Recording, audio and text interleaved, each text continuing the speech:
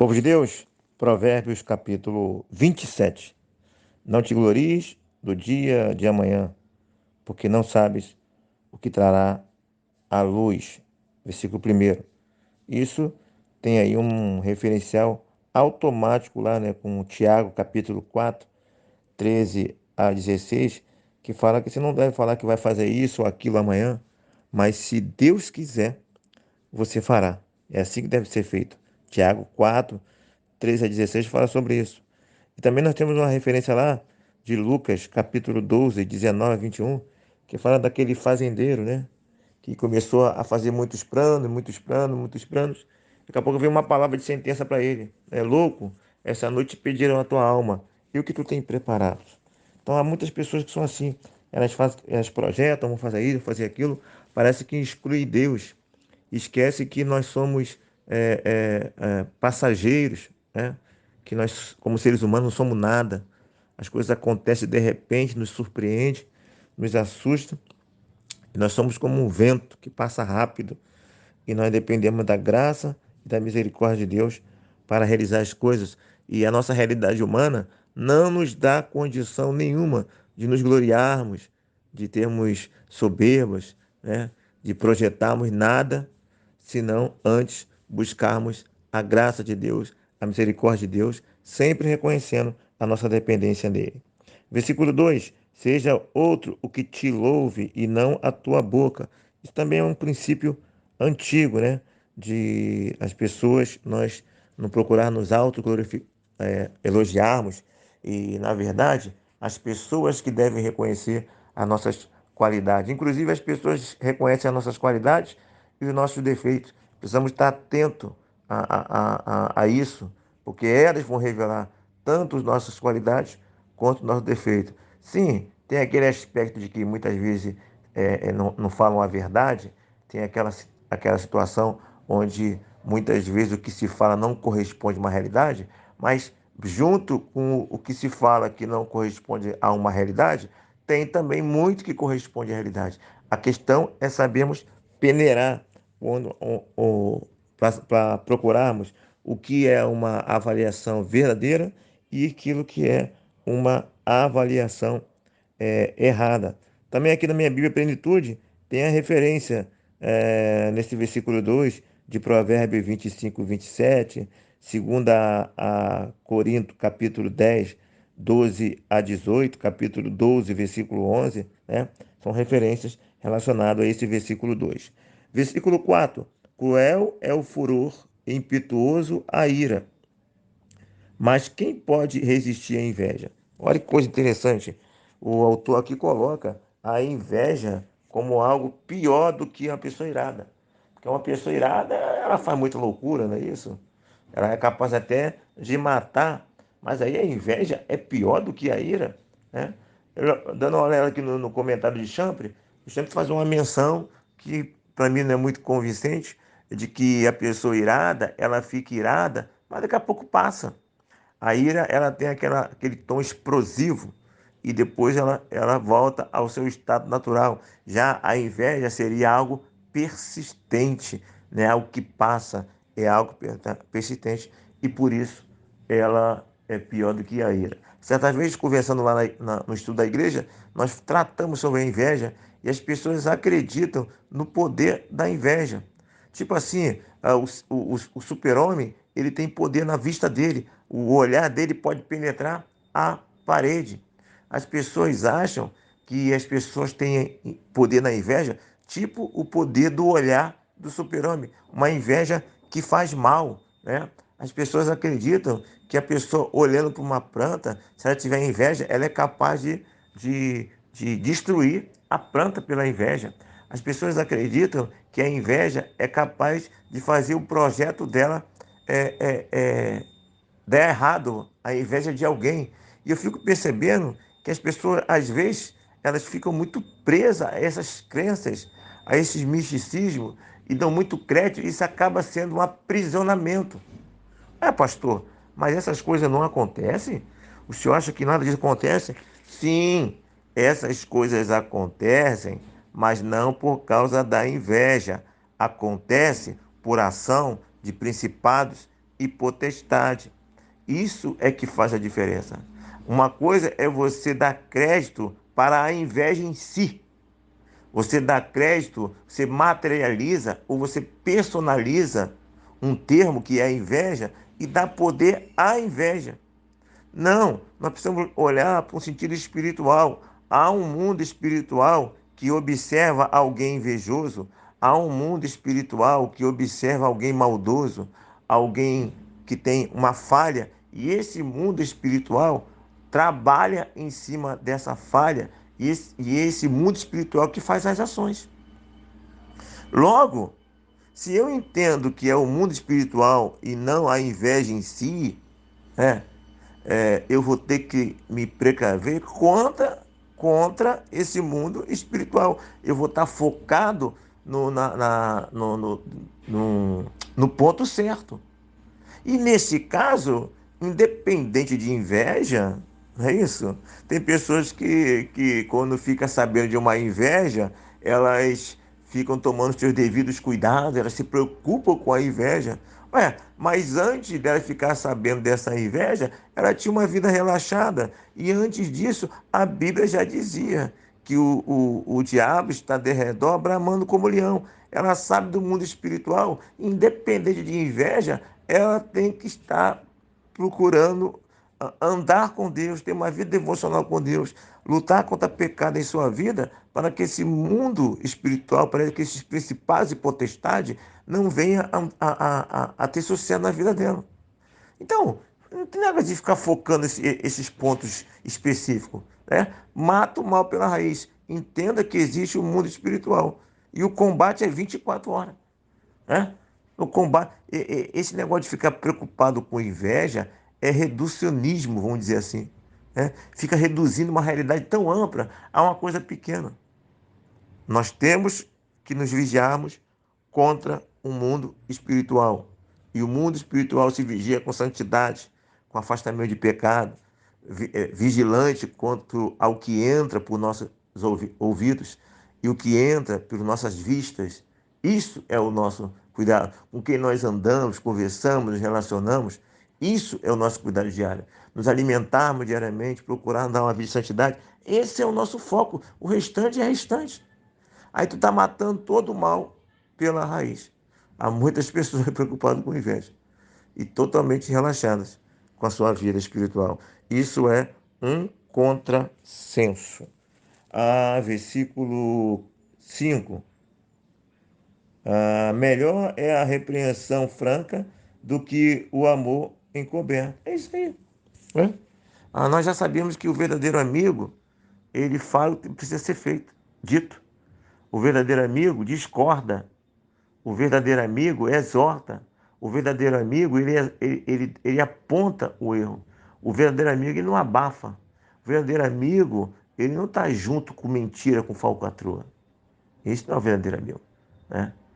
Claro, é um verdadeiro amigo, pode ser um verdadeiro amigo nas coisas erradas. Sim, tem muitas pessoas que são verdadeiras amigas em tudo, até nas coisas erradas. Nós estamos falando de princípio. Para quem tem princípio, para quem quer a verdade, o verdadeiro amigo é aquele que aponta o erro. O verdadeiro amigo é aquele que nunca vai deixar de falar a verdade.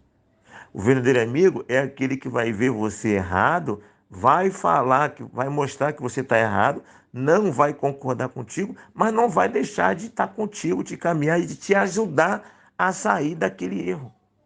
Esse é o verdadeiro amigo. E há muitos daqueles que não apontam o teu erro, só falam da tua qualidade. Está ali rindo, mas na verdade está com a intenção no coração errada. E está ali só com segundas intenções. Na verdade, não é amigo, não é seu amigo.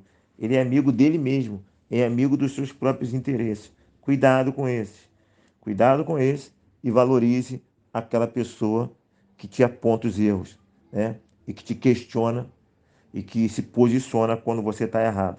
E mesmo sendo seu amigo e continua sendo seu amigo. Esse sim, você deve dar valor. Leais, aí, continua aqui, ó.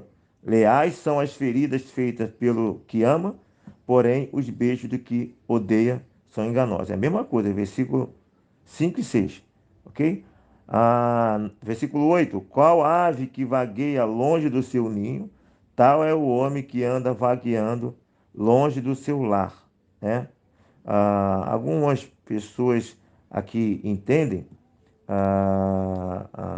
que isso aqui é aquela pessoa, na verdade, é num aspecto positivo, né? Não no aspecto negativo. Vamos ler aqui o versículo 9 para clarear um pouco mais esse versículo. Como o óleo e o perfume alegram o coração, assim o amigo encontra doçura no conselho cordial. Não abandones o teu amigo, nem o amigo do teu pai. Nem entre na casa do teu. Não, isso aqui acabou que os demais versículos aqui não estão esclarecendo. Eu dei uma olhadinha um pouco nesse texto, né?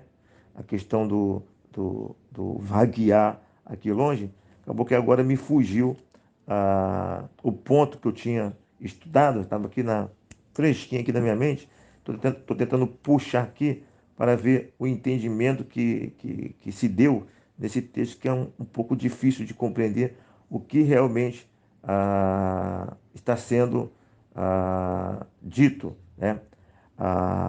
Aqui, possivelmente, seja aquele viajante, né? Que sai para o mundo afora a pregar ao sábio que vá para o mundo afora a viajar para ensinar as pessoas. É uma profissão, não é isso? Hoje existe uma profissão aí de pessoas que trabalham em petroleiros, que eles ficam 6 meses fora, ficam um ano, ficam um tempo fora e depois vêm e ficam um tempo com a família. Naquele tempo existiam as pessoas que ficavam tempo fora, pregando, né? Fazendo seu trabalho de instrução. E aí é isso que o texto aqui está retratando. Qual ave que vagueia longe do seu ninho, tal é o homem que anda vagueando longe de seu lar. Há trabalho, não é isso? Há trabalho. Mas também tem aqui o aspecto negativo também, né? Apesar, o texto ele é muito obscuro, você sabe exatamente o que está dizendo. Aqui tem o lado normal do homem que trabalha e de tempo em tempo só está em casa, mas também tem o lado negativo do homem, na verdade, que ele não está viajando. Ele está um irresponsável longe do seu lar, né? Ele fica vagueando. E olha só, se ele tem necessidades naturais como ser humano, de afetividade, de vida íntima, ele tem necessidade de diálogo, ele tem aquela necessidade inerente a todo ser humano. Se ele está longe do lar, aonde ele vai satisfazer essa necessidade? Longe do lar, não é isso? Então nós temos aqui um aspecto que é de trabalho, que nesse caso aí a pessoa precisa ter muito princípio para esperar o tempo certo de satisfazer a sua necessidade com a sua família, de afetividade, de vida sexual, de relacionamento mais íntimo, mais afetivo, porque é uma consequência do trabalho, e tem um aspecto negativo, onde a pessoa, na verdade, faz o que quer fazer, não é uma necessidade, e acaba se enveredando por caminhos errados, por comportamentos errados. Seria mais ou menos isso aí. Ah, como óleo e o versículo 9, como óleo e o perfume alegram o coração, assim o amigo encontra doçura no conselho cordial. Mais uma vez falando sobre o amigo, já falando lá em cima. Versículo 10, não abandones o teu amigo, nem o amigo do teu pai, nem entres na casa do teu irmão no dia da adversidade, mais vale o vizinho perto do que o irmão longe. Viu? Aqui também é uma ideia que eu fiz uma pesquisa, é a ideia aqui de não entrar na casa do seu irmão quando você precisar, ou no dia da tua necessidade, é no sentido desse irmão que mora longe. Se você tem uma necessidade aqui, como é que tu vai procurar um irmão que mora lá, não sei onde tu vai demorar a viagem? Não, não adianta você pensar assim. Você pensar ir lá na casa dele, porque ele mora longe. Então, é melhor você procurar um amigo que está próximo. Por isso o texto vai falar aqui no final do versículo 10, né? Mais vale o vizinho perto do que o irmão longe. Porque se você pensar em procurar o teu irmão quando estiver precisando, ele está longe, vai fazer muita diferença. Ele está longe, até que você consiga chegar até ele, é muita dificuldade. Você já tá em perigo. Você já está em necessidade emergencial. Então, melhor é quem está perto, o teu vizinho. O teu vizinho será melhor que teu irmão que está longe. Daí nós podemos também já ampliar a ideia. Por isso que é bom você ter relacionamentos saudáveis com os vizinhos, com pessoas. Não por causa do interesse, mas por causa que o ser humano ele depende um do outro. Por isso que é bom ter amizade, por isso que é bom ter amigos, pessoas próximas, porque você vai ter a oportunidade de ajudar e ser ajudado. Né? Agora, se você não se relaciona com ninguém, com um amigo, se a pessoa é presa, se ela tiver uma necessidade, ela não tem a quem recorrer. Ela está dando um tiro no próprio pé.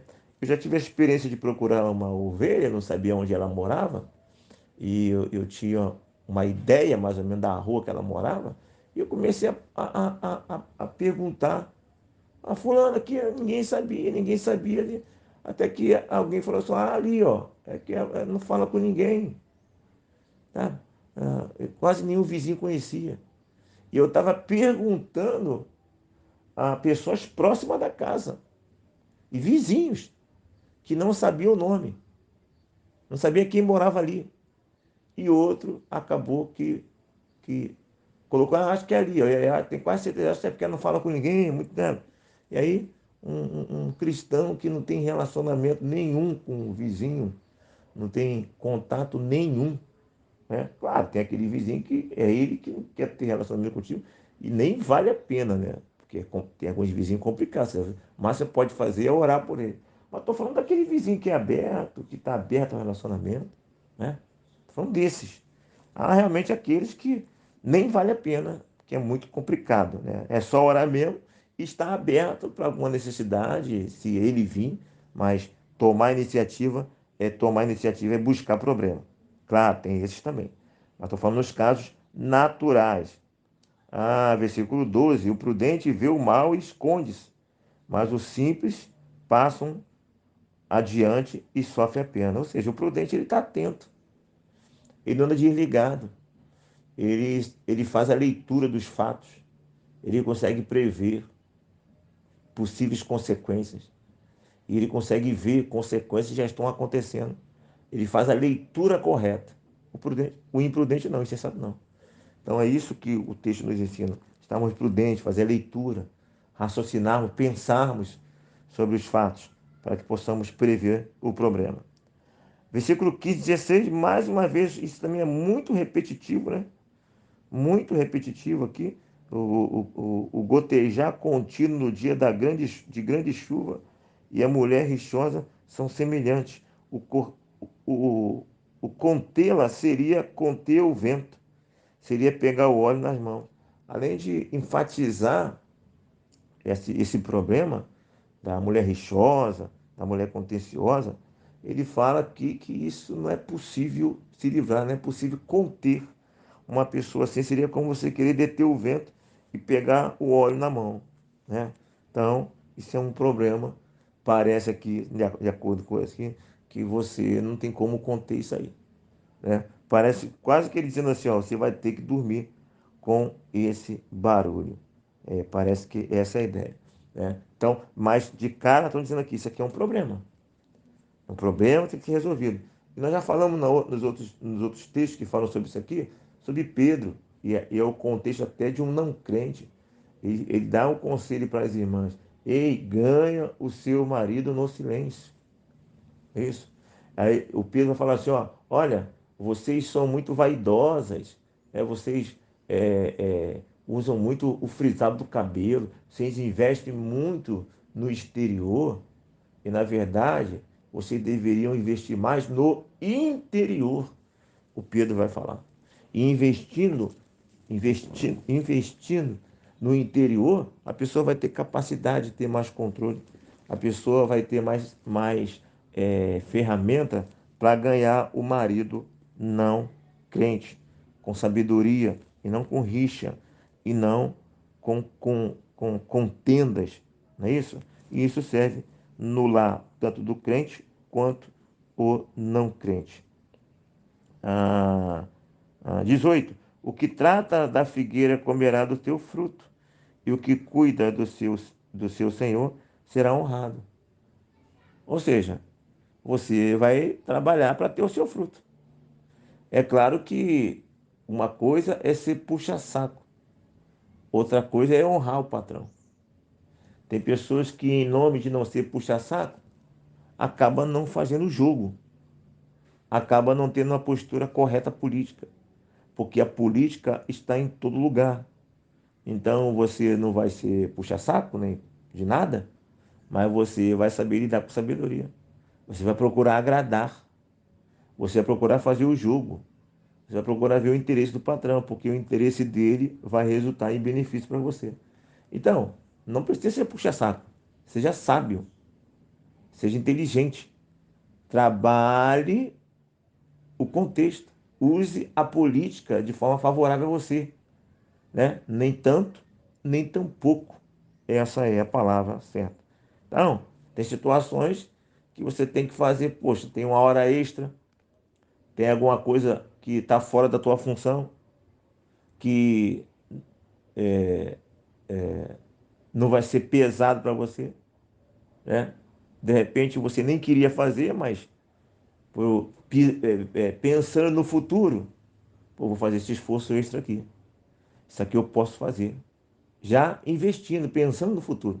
Agora, tem coisa que é pesado demais, né? Tem coisa que é explorar o funcionário. Aí não se deixe explorar. Mas naquilo que é possível fazer o jogo político, já para armar uma cama futura, faça o que tiver ao teu alcance, faça política, sem exagero, nem tanto, nem tão pouco.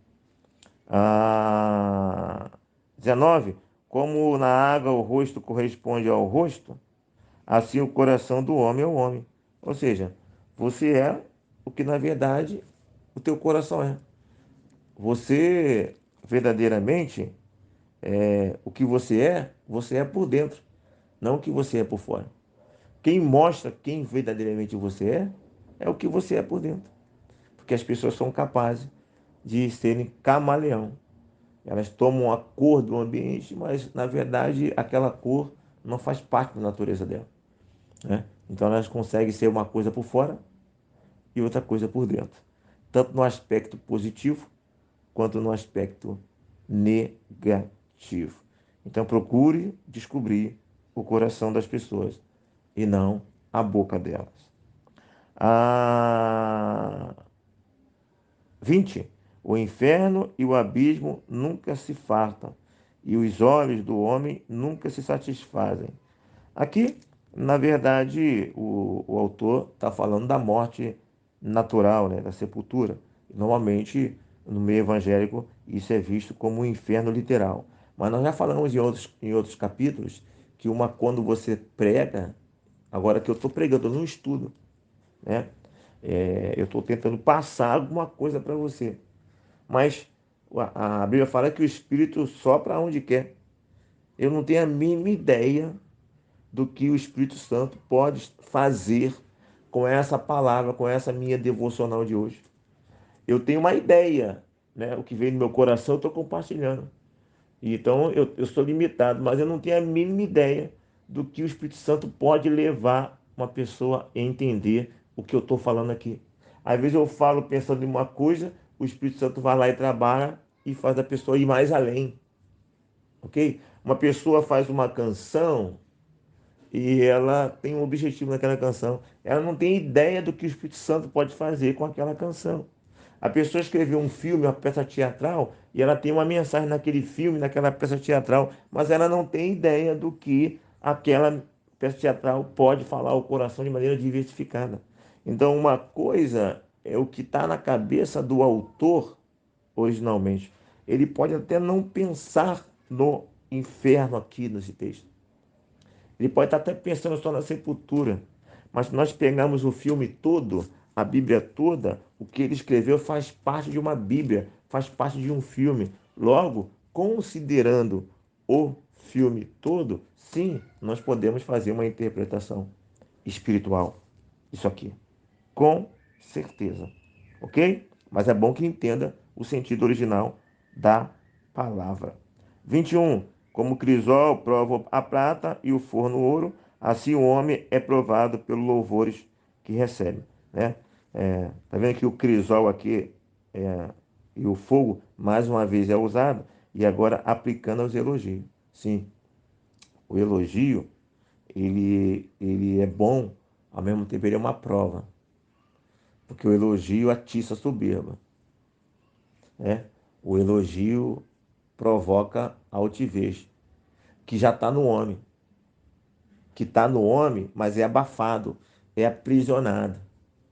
A natureza pecaminosa nos leva a essas atitudes. Aí quando eu sou elogiado, assim eu estou vendo o texto. Ah, e depois de ser elogiado, eu passo pela prova de me manter como ser humano, de me manter na minha humildade, de me manter no posicionamento correto. Porque se eu me deixar levar, eu acabo ultrapassando aquela linha, vamos dizer assim, do Equador, aquela linha demarcatória, aquela linha imaginária que existe, que você não pode ser levado acima dessa linha, nem levado e nem se auto-levar, nem ir sozinho, e você não pode ser colocado abaixo dessa linha, porque acima é exagero, é idolatria, abaixo é desprezo à obra de Deus. Então tem que estar na medida certa. Ser humano tem que ser visto como ser humano, nem mais, nem menos. Mas os louvores acabam tentando a ele ser mais do que ele é, né? A se comportar e a se ver mais do que ele é. Versículo 23. Procura conhecer o estado das tuas ovelhas e cuida dos teus rebanhos. Aqui, mais uma vez, assim como aconteceu na outra interpretação, aqui literalmente é ovelha, ok?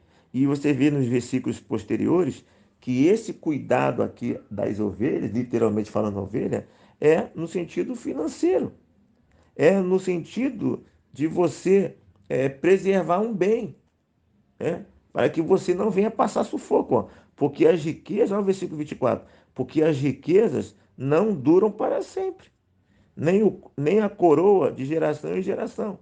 Quando removido o feno, aparecerá os renovos, e se colherá as ervas dos montes. Então, ó, versículo 24, as riquezas não duram para sempre. Então, cuide da sua riqueza. E por que você vai cuidar? Para que a sua riqueza dure o mais próximo, o máximo possível. É isso? Porque aquele rebanho vai embora um dia, não vai existir, né? Então você tem que, enquanto você tiver ela, você tem que cuidar dela, porque aquilo é riqueza para você. É o contexto agrícola. Então é literalmente aqui, você está falando de ovelhas. Agora, se você tiver uma visão espiritual, pensando no filme todo, o autor original estava pensando na ovelha e no benefício financeiro do pastor. Mas no sentido, olhando a Bíblia toda e pensando também em 1 Pedro, capítulo 5, versículo 1 a 4, é isso?